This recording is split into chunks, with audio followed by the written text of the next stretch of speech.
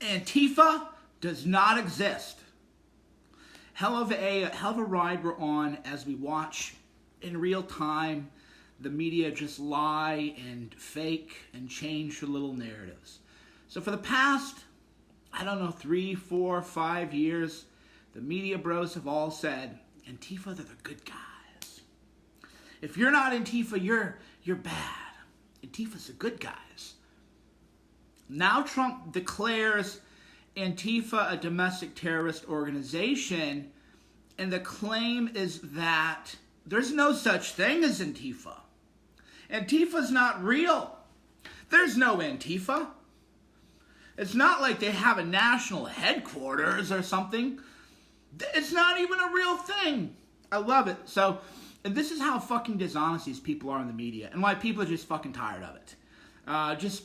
Just people don't have any fucking patience, right? We've watched these same people for years say, Antifa, they're good guys. We love Antifa. They're the best. They're the greatest. Okay, well, so it's fucking real then. Oh, wait, now that there's going to be a crackdown, there's no such thing. Fact check, Antifa doesn't exist. Did I ever tell you about the time I got fact check about Antifa? This shows how corrupt fact checking is, by the way. So I tweeted out Antifa. An Antifa symbol was used by one of these mass shooters. And the Antifa symbol was a hammer and a sickle. I got fact checked, and I got a guideline strike because they said that there's no such thing as Antifa. The fact check went as such. There's no such thing as Antifa. If Antifa does exist, they don't even have an official flag. If they have an official flag, it's not the hammer and sickle. But if you go onto Google Images and you type in Antifa, everybody has that little hammer and sickle. But if you call the hammer and sickle an Antifa symbol, according to the fact checker, it's not an Antifa symbol, even though they fly those flags at events. That's how fucking dumb the world... This is why gaslighting is the right word. So what happens when you gaslight people for too long, they just get fucking pissed. Like, I tried, Ali can attest to this. I tried to treat certain people very decent. Ali and I actually got into a fight over this, a squabble. I don't want to spill tea too much publicly, but, we got into a pretty heated discussion because, he's like, why are you talking to these people? I was like, look, man, I don't expect us to agree with them, but I think that we can kind of reach, not a consensus, but at least they'll quit lying. He's like, man, you're wrong here, Cerno. So I fucking tried. That's why CNN burns. I didn't pretend to care. Oh, I'm so offended. This is an attack on the free press, right? I tried to fucking be like, look, guys, I know we're not going to agree on a lot of stuff, but we can all agree that Antifa violence is bad. What's up, Adrian? Good to see you, my friend. Nope, couldn't even do that. Right? You can't even get the media to report on events where they are there. Right? This all, one of the big red pill, one of the big awakenings for me was 2017, I held an event at Night for Freedom in New York. Antifa was there, the media was there. CNN was there. And The Guardian and the Huffington Post and all the news, everybody was there. It was the media event of the night in New York. A guy gets almost killed, literally almost killed, carried out in a stretcher. The guy was not alt-right, he wasn't far-right, he was Jewish. He went on a date with his Jewish friend who knew who I was. The guy didn't even know who I was, right? So the media's there. Did they report on it? Right? No. So what I read the next day, The Guardian says angry white men party in New York or some shit like that. And the theme of it was like all these angry white men, even though Chelsea Manning was there and nobody cared. Angry white men party in New York or some shit like that. It's like, no, the angry white men were outside attacking people. And the angry white man, David Campbell, was charged with multiple felonies, and he went to prison. So, if you want, and this is again where Ali and I disagreed, and I admit that he's right. Here's all I wanted or expected from the media. If you attend my event, You can say Mike Cernovich is a piece of shit. I can't believe he's so popular. What the hell's wrong with this country? Oh, and somebody got almost killed outside his event.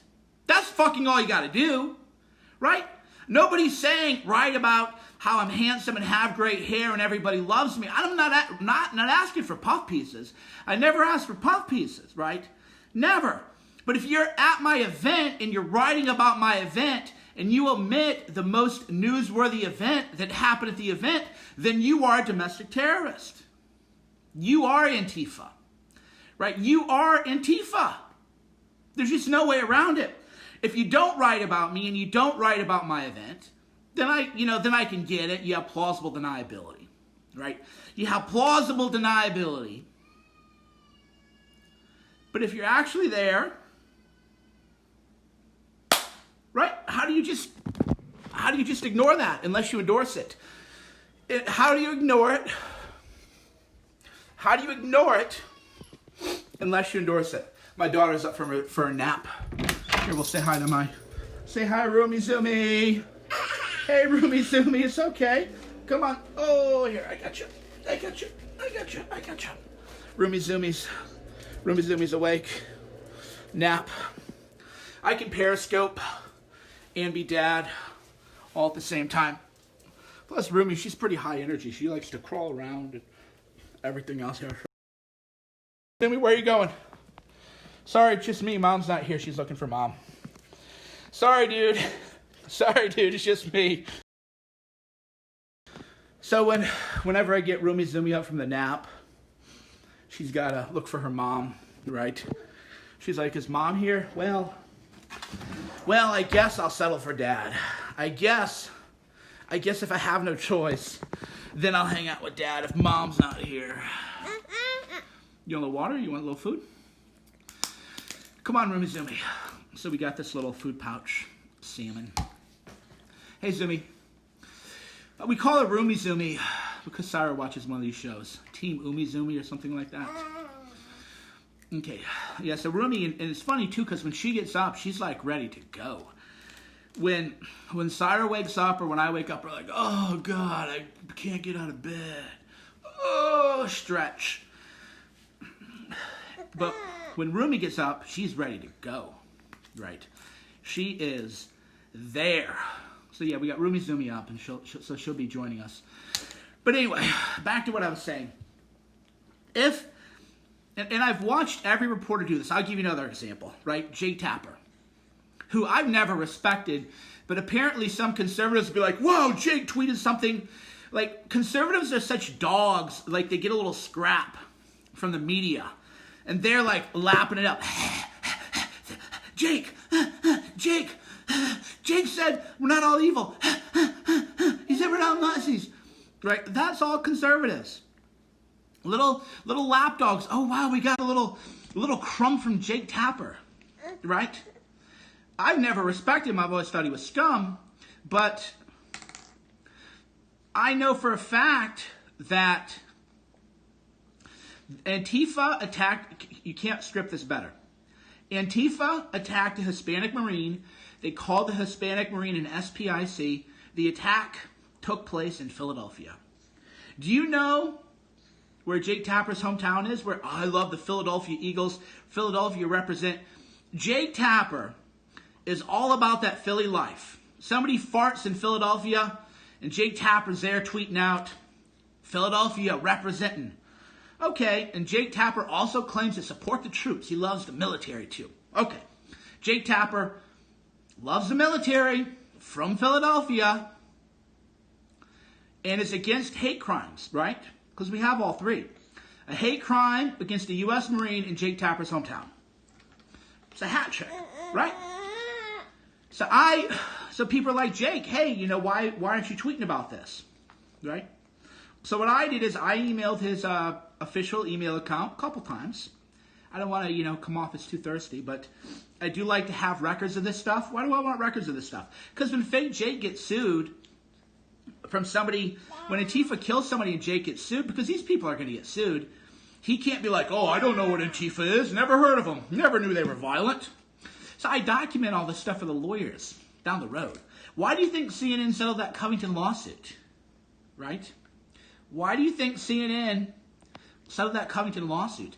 Because they knew there were hundreds of emails from me documenting terrorism, documenting CNN's track record of being fake, of soliciting revenge porn and all kinds of stuff. CNN put a guy who solicited revenge porn of me in their movie on fake news. That's the thing. The world I live in is so bizarre that I wouldn't believe it if I didn't live in it. Imagine I told you that in a film about fake news, CNN prominently featured someone who solicited revenge porn of me and who spread fake rumors and fake videos about my daughter being abused by my wife. Right? Think about it. I mean, does that sound believable? Just be honest. You can be honest. What I'm telling you right now is CNN had a documentary. They had a documentary, and one of their guests was somebody who solicited revenge porn of me, and he also amplified and promoted people who made fake videos of my wife abusing my daughter, and they told people to swap me. Does that sound true? It is true. Will Summer did it. Will Summer denies it to this day, but we have everything archived. Right? Will Summer can sue me. I'm telling you right now, Will Summer, as a statement of fact, you solicited revenge porn of me, and as a statement of fact, you amplified and promoted people who made fake child abuse videos of my wife and daughter, and I will never forget that. I will never forget that. So, I'm saying this is a statement of fact. Go ahead and sue me. Let's do it. He won't, because on Twitter, they're all, on Twitter, Cernovich is lying again. All right, buddy, let's get everybody under oath. I'll go under oath and say this. I will go under oath and say this. Will he go under oath and deny it? Well, that'd be perjury. So that's the world that, we actually live in. We actually live in a world where if you solicit revenge porn and you amplify and promote people who make fake videos of my wife, keep her out of this, right? Committing child abuse, you are in a documentary about CNN, right? About fake news.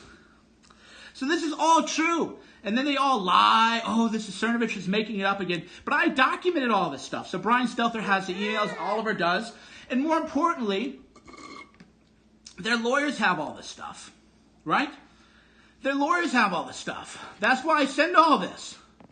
Because then when CNN gets sued by somebody like Covington, Discovery will be like, oh, wait. Could you imagine putting CNN's head under oath? Hey, Jeff Zucker, I'd like to show an email.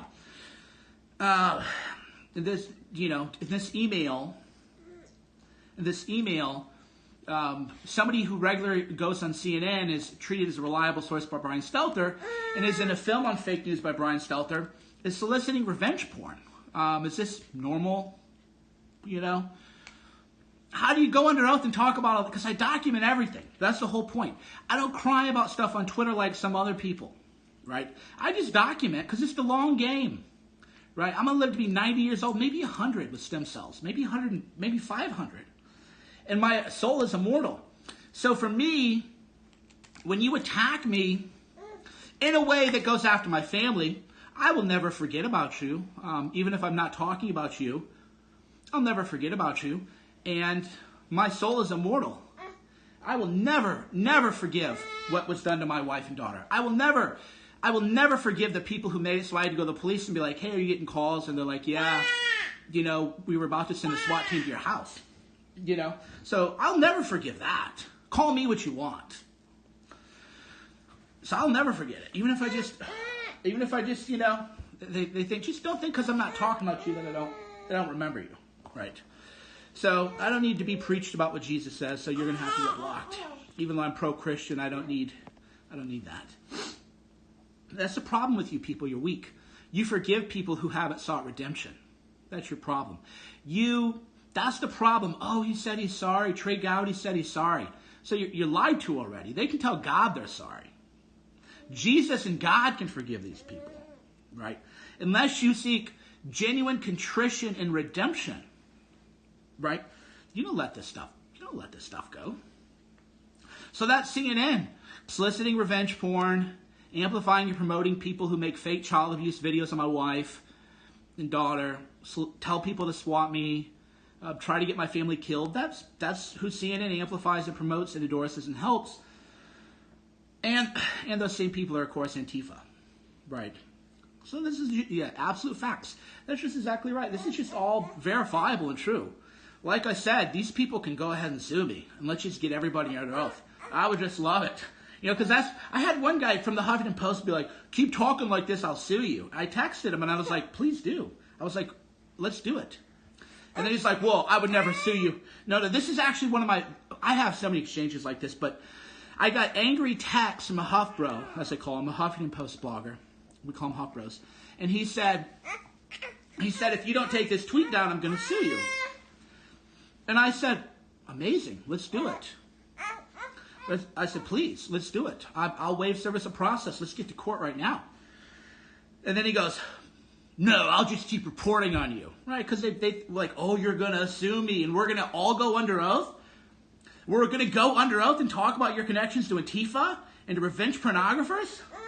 Oh no, I'm so afraid, right? So they do that. They're like threatening. I'm like, let's roll, bros. Let's get everybody, because I'll go under oath right now. Let's get everybody at CNN, Brian Stelter, Oliver Darcy. Let's get everybody under oath. Jake Tapper, everybody. I'll go under oath right now.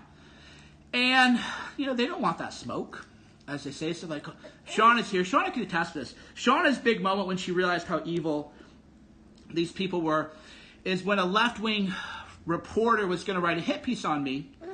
And I said, well, what about your friend who's making fake videos of my wife and daughter and telling people to swat me? And the reporter said, oh yeah, we all know about it, but we don't care. Shauna heard that, right? We have it recorded too, by the way. So she was like, wow, these people really are evil, Michael. Now I understand why you are this way, right? She's like, now I get it. They just admit, like, oh yeah, we all know, but we don't care. So fake news is okay to the far left if they're doing it to someone that they don't like, right? So if they don't like you, man, anything goes.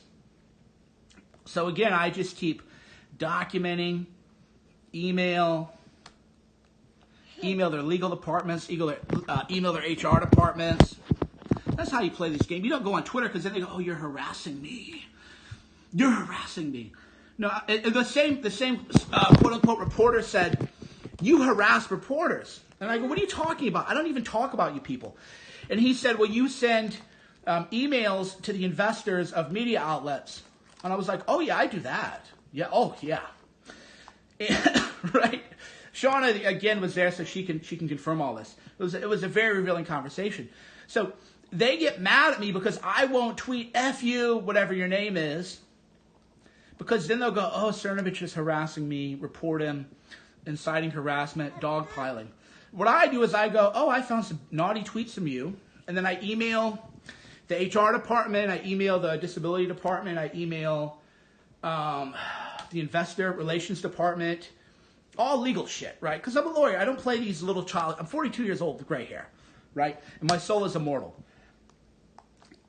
So my immortal soul in a 42-year-old body, I don't have time to play childish little games. If you want to, antagonize me, then that's the way I'm going to play. I'm not going to play it on your turf. That's the whole thing, is you never meet the enemy. We fed her some sandwich, sorry. You never fight the enemy on their turf, right? You fight them on your turf, on your grounds. So my turf with these people is just legally, is my turf. My turf is if you say something naughty, I just make sure everybody in your legal HR, everybody knows. And then that's record documented, because then if there's a lawsuit, that'll turn up in discovery. I'm giving Easter eggs to every I'm giving Easter, again, that's why CNN settled, they just can't handle all the emails that I gave. All that would be turned over to the other side, and that's how you do it. That's how you do it. You don't meet them on their term where they can claim you're bullying them and cyber harassing them like that. You just make sure, man, if these people ever get smoked, the lawyers are going to be like, wow. I call them Easter eggs for lawyers, right? I call them golden Easter egg for lawyers. So what I do is, every time I see a CNN reporter lie or amplify harassment or amplify Antifa or amplify, all these bad actors, the first thing I do is make sure, I'm going to give some golden Easter eggs for the lawyers. So if a lawyer ever sues, and in discovery, and I use the right keywords, I use the terms, I know all this stuff because I know how lawyers look for documents.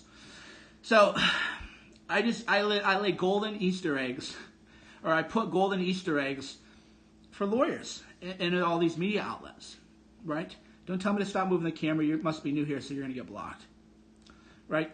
Some idiot, like I'm with my daughter. Obviously, the camera's going to move. Don't complain. Don't tell me what to do. Just don't have time for this. Right, so that's what you do. Golden Easter eggs for lawyers. Don't throw a fit on Twitter. Don't do anything that they can do to claim you're bullying them. Oh, he's bullying me, harassing me. Dumb. Just document. I did something like Lisp. Oh, Mike Cernovich. Oh, I never heard that one. Oh, so what happens if you're a reporter and you say that? Oh, you work for a company with the department that handles disability discrimination? Could a deaf person, if a deaf person ever sues the Daily Beast for discrimination, that's $1 million case. Why? Because Marlo Stern thought it would be funny to make fun of my alleged lisp, which I never even knew I had until ugly men told me. All these years of dating beautiful women and having a hot wife like Shauna, I never knew that apparently I talk funny to some people. But ugly men, schlubby men, have let me know on the internet. So what I do is, the Daily Beast, they got that well documented. So if ever a deaf person says, hey, I felt discriminated against by the Daily Beast, well, speech impediment is associated with hearing loss. And he's just got $1 million case. That's how you do this, right? That's how I do it. So I'm just thinking, so every time some reporter does that, email goes to the general counsel. And then another thing I do is if they had been sued before, I find their outside counsel in a previous law firm, because that's how I know you bypass all the bullshit. So I go, has this media outlet ever been sued for defamation? Because Rolling Stone wrote a very nasty thing about me, where they also endorsed people who attempted to swap my family. And so what I did is I just typed in Rolling Stone, rape hoax lawyer. Because remember, Rolling Stone settled a major lawsuit because they did that Rolling Stone rape hoax. And then I emailed the outside law firm. And then that outside law firm gets the emails right to the general counsel. So that's what I mean. That's how you play. This is big boy rules, right? Big boy rules. Because a lot of times people are like, Mike, how do you let people attack you on Twitter and you don't hit back? I think you're getting soft. Just because you don't know my game. You don't understand the tactics. My tactics are harder than ever. But I do it effectively and intelligently, right? I don't do these little kid games. I'm not some 25-year-old. That's the way you got to do it. Yeah, but everybody's loving the hairstyle, so I definitely hit that sweet spot of a great haircut. All right, so my daughter, we gotta go. We're gonna go. You want to go hang out? My daughter's super high energy, dude. This one is always a squirmy worm, so I have to watch this one closely. Syra's kind of got her own little inner world. The best way I describe it is that Syra's like a brooding poet, and Rumi's like a rock climbing explorer. So with Rumi, she climbs on everything. She expresses herself much more differently than Syra does. So I'm gonna go hang out with her for a little bit, and actually I'm gonna go change her diaper. So that's the real story. I was misleading you. I gotta go change her diaper. She's got a poo diaper. So welcome to my world. Influencing world affairs, making the President of the United States, changing their talking points, directing communication strategy for the President of the United States, to getting Antifa declared a terrorist organization, fighting fake news. End of the day, I still gotta change a shitty diaper. Talk to you soon.